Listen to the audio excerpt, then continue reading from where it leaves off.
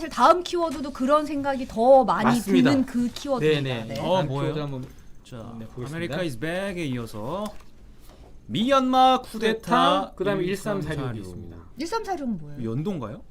그 이야기도 조금 이따 할게요. 네. 미얀마 쿠데타는 뭐 아시겠지만 올해 미얀마 군부가 쿠데타를 감행을 했습니다. 그렇죠. 올해 2월 네. 1일에 감행을 해서 거의 1년이 다 돼가죠. 그러네요. 이제 2월 1일이니까. 그렇게 되네요. 정말. 그때 이제 미얀마 군부가 일으켰을 때 자기들의 주장이 뭐였냐면 작년 11월에 미얀마에서 총선이 있었는데 이게 부정선거였다.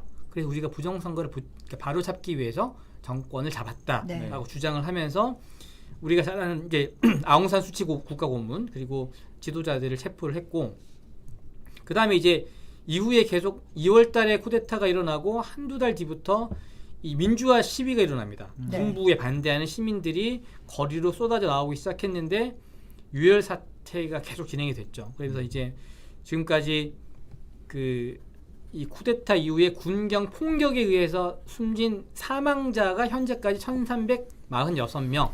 그래서 1346 네. 현재까지. 물론 계속 더 늘어나고 있다고 합니다. 그 다음에 여기서 한 130명 정도는 그러니까 1346명 중에 한 130명 정도는 체포돼서 이제 고문 네. 등으로 인해서 정말 잔혹하게 이렇게 목숨을 잃은 것으로 전해지고 있는 겁니다. 네. 아웅산 수치 고문은 최근에 재판을 받은 걸로 맞아요. 알고 네. 있는데 네. 100년이 넘는 형량을 선고받았다고. 근데 그러니까 이게 그게 무슨 뭐냐면, 그러니까 아웅산 수치 고문을 이제 미얀마 군부가 재판을 회부할 때 한 10여 가지, 12가지인가 13가지 혐의를 갖고 재판을 시작을 했어요. 그 중에 2가지 혐의가 먼저 이제 선고가 됐는데 처음에 징역 4년 나왔다가 2년을 깎아줬어요. 그러니까 징역 2년형인데 나머지 이제 한 10가지 혐의에 대해서도 재판이 계속 진행이 될 거잖아요. 네. 이게 다 유죄로 선고가 되면 100년형이 넘는다는 거예요. 그게 무슨 말이냐면 사실상 아웅산 수치 고문은 더 이상 미얀마에서 정치 활동을 못하게 만들겠다라는 의지가 담겨 있는 거죠, 군부에. 그래서 이제 뭐 그런 말들이 지금 나오고 있는 겁니다.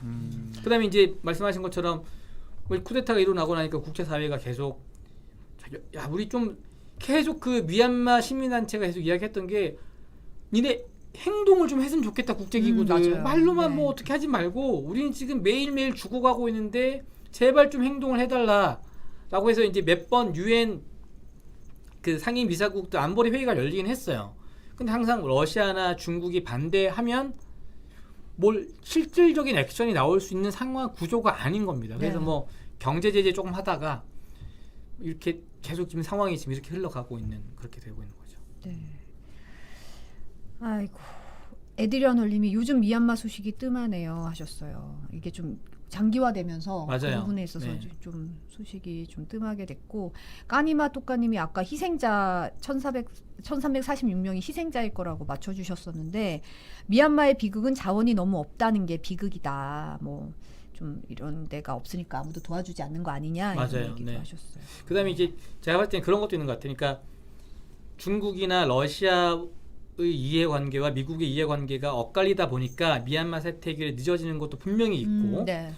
두 번째는 사실 2년 넘게 3년 가까이 그러니까 코로나 사태가 계속 지속이 되면서 각국들이 자기 나라 상황 정리하느라 너무 정신이 없는 거예요. 맞아요. 네. 매일 계속 뭐 미국 같은 경우는 10만 명, 20만 명씩 막 이렇게 환자들 쏟아져 나오고 사망자 나오고 있는데 국민들 그러니까 그 나라 자국 국민들 입장에서 이렇게 얘기할 수 있는 거잖아요. 지금 뭐 미얀마가 중요하냐, 우리나라부터 살려야지 이런 그러니까 목소리도 계속 나오다 보니까 또 어쨌든 각국 정상들도 정치인이잖아요. 그러니까 일단 국내 정치를 먼저 신경 쓸 수밖에 없는 상황이 되다 보니까 자꾸 이런 국제적인 어떤 이슈나 분쟁이나 이런 부분들에 대해서는 자꾸 관심이 덜 갈 수밖에 없는 그런 구조가 돼 있는 거죠. 지금. 네.